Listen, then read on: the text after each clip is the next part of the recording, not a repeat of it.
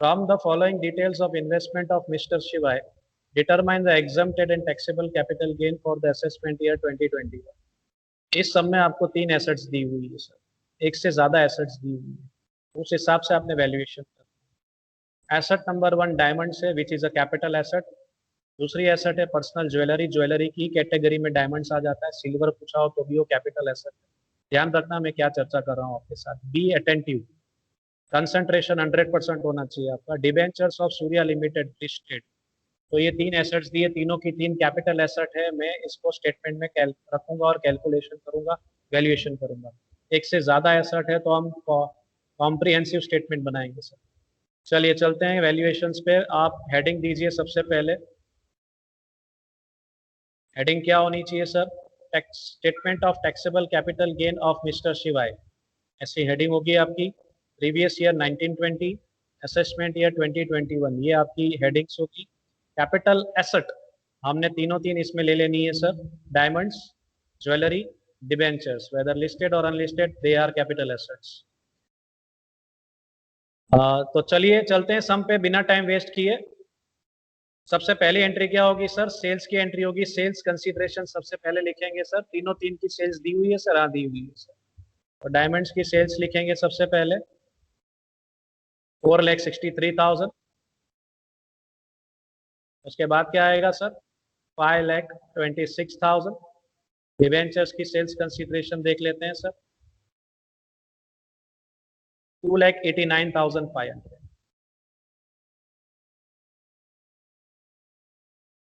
उसके बाद sir selling expenses दिए हुए सब, सेल्स से जुड़े हुए खर्चे अगर हैं तो जनरल डिडक्शन मान के उसको डिडक्ट करना है, वो भी डिडक्ट कर लेते हैं और फाइनल वैल्यू ले लेते हैं। सेल्स नेट कंसीडरेशन भी साथ में ले लेते हैं। 3,000 है, डिडक्ट करेंगे, नेट कंसीडरेशन आ जाएगा। सेम वे सेकेंड एसेट की सेलिंग एक्सपेंसेस डिडक्ट करेंगे, नेट कंसीडरेशन रेडी हो जाएगा। सेम वे डिबेंचर्स की भी नेट कंसीडरेशन हम रेडी कर लेंगे इस तरीके से। सो तीनों तीन एसेट की नेट कंसीडरेशन हमारी। यहाँ तक कोई दिक्कत नहीं है सर, ये इजी स्टेप है, इतना आपको आता है, अब मान लेता हूँ। प्रैक्टिस करना जरूरी है तो आपको ज्यादा समझ में आएगा। You are not attending, you are not concentrating, there will be a big problem for you. This is the most scoring chapter from your syllabus, mark my words. Let's move further, आगे बढ़ते हैं sir. Net consideration तक तो आसान है step, अब आगे का वैल्यूएशन इंपॉर्टेंट होता है। स्पेसिफिक डिडक्शन पे चलते हैं और इंडेक्स कॉस्ट ऑफ एक्विजिशन के वैल्यूएशन पे चलेंगे। So specific deduction, index cost of acquisition, one by one हम इंडेक्स कॉस्ट ऑफ एक्विजिशन का वैल्यूएशन एसेट वाइज चलेंगे।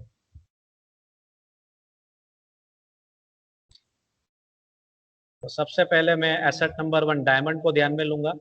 Index cost of acquisition sir formula आपको अब आ चुका है, आपको लिखना हो आपकी मर्जी है, नहीं लिखना हो आपकी मर्जी है, लेकिन एग्जाम में जरूर लिखिएगा।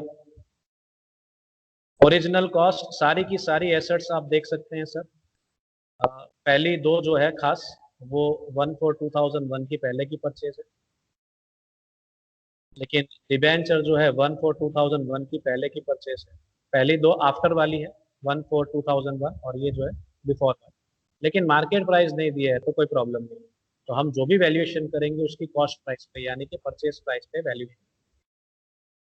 चलिए तो सार सब फॉर्मूला में ओरिजिनल कॉस्ट ही उपयोग होगा। तो अब चलते हैं इसके वैल्यूएशन पे। ओरिजिनल कॉस्ट के हिसाब से जो ज्वेलरी है यहाँ पे, यानी कि सॉरी डायमंड्स जो है वहाँ पे, उसकी वैल्यूएशन ले लेते हैं। डायमंड्स कितना है सर? 1,84,000 है उसकी प्राइस। परचेज प्राइस ध्यान में लेंगे, मल्टीप्लाई बाय 289 हमारा आज का इंडेक्स जो सबने हमेशा दिया हुआ होता है। सारे इंडेक्स प्रोवाइडेड ही होते हैं, आपको दिए हुए होते हैं सर। और ये सब अच्छा है। 2006-7 आपको ईयर डिसाइड करने की जरूरत नहीं, वैसे ईयर यहाँ से इस डेट से आप डिसाइड कर सकते हो, लेकिन यहाँ उसकी लाइन में ही उसकी रो में ही आपको 122 इंडेक्स दे दिया गया है, तो वही यूज करना है। हमारा वैल्यूएशन रेडी हो जाएगा 435 इस तरीके से 869 ये वैल्यू आता है।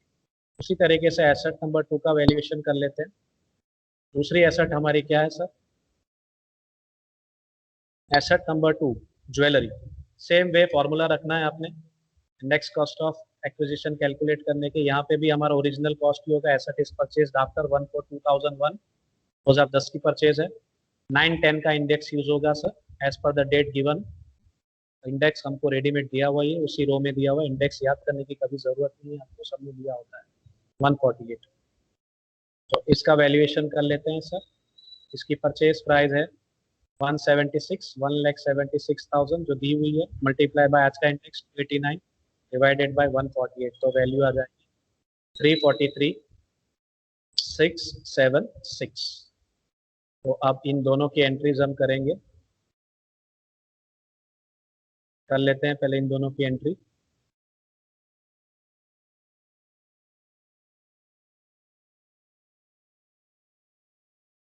अब आगे देखते हैं तीसरे का क्या हाल है।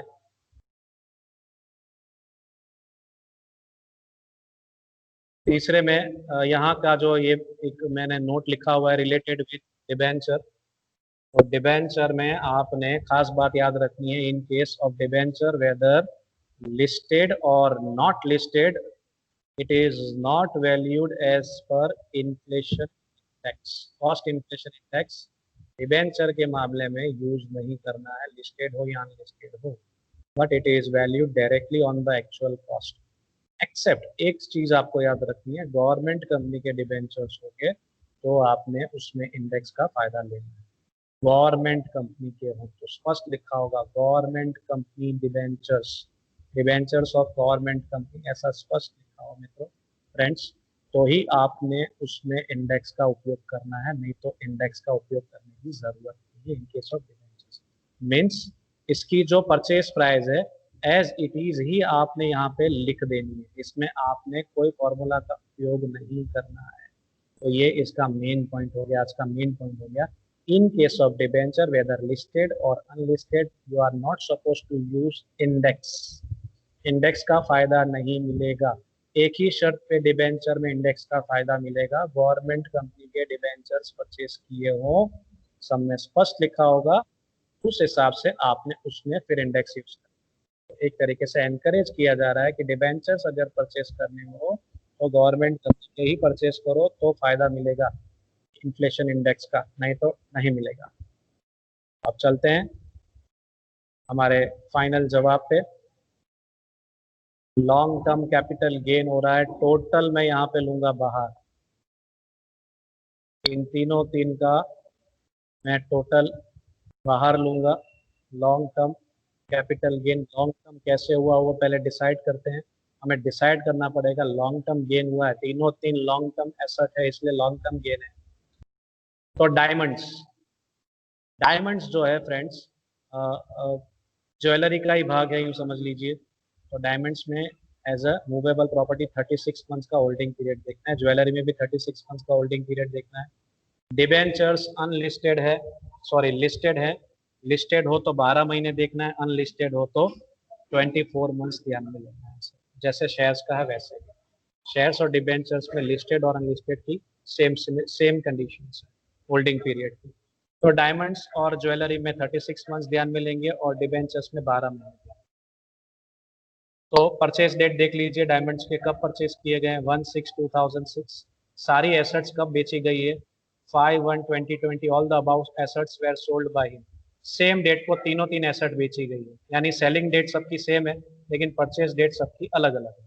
तो डायमंड्स 14 ईयर्स के बाद बेचे गए, अप्रॉक्स 14 ईयर्स हैं, तो फायदा मिलेगा, लॉन्ग टर्म गेन है, लॉन्ग टर्म एसेट में से लॉन्ग टर्म गेन हो रहा है।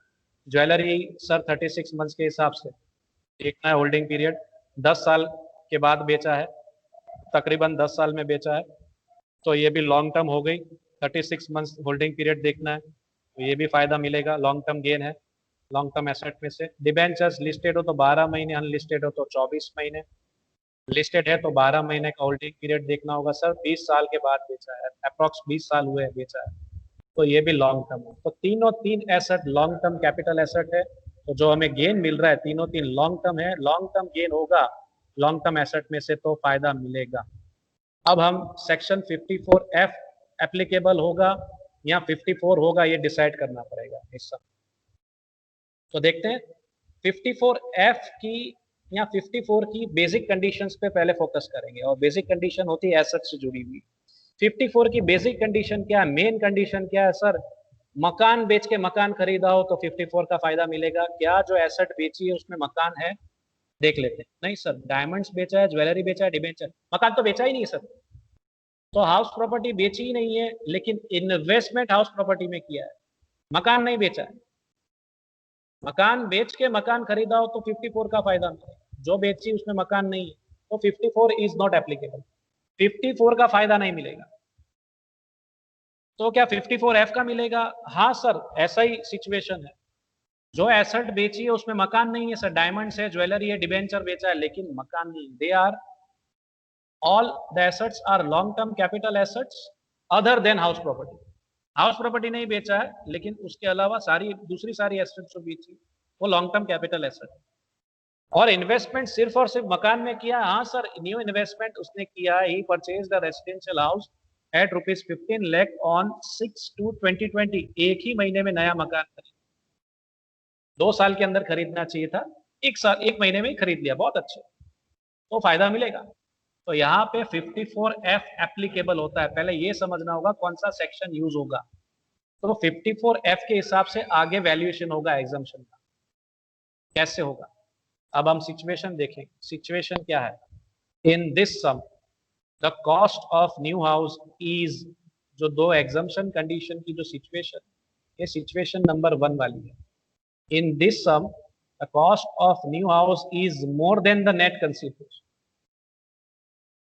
जो नया मकान खरीदा गया है उसकी वैल्यू ज्यादा है नेट कंसिडरेशन। नेट कंसिडरेशन सिर्फ एक एसेट का नहीं देखना है, टोटल नेट कंसिडरेशन। 3 प्रॉपर्टी बेची है तो तीन का नेट कंसिडरेशन ध्यान में लिया जाएगा। तो 460, 525, 200, 285, 100 इन 3 को हम प्लस करेंगे तो हमें कितनी रकम मिलेगी? 1268,300, 1268,300। ये हमारा नेट कंसिडरेशन।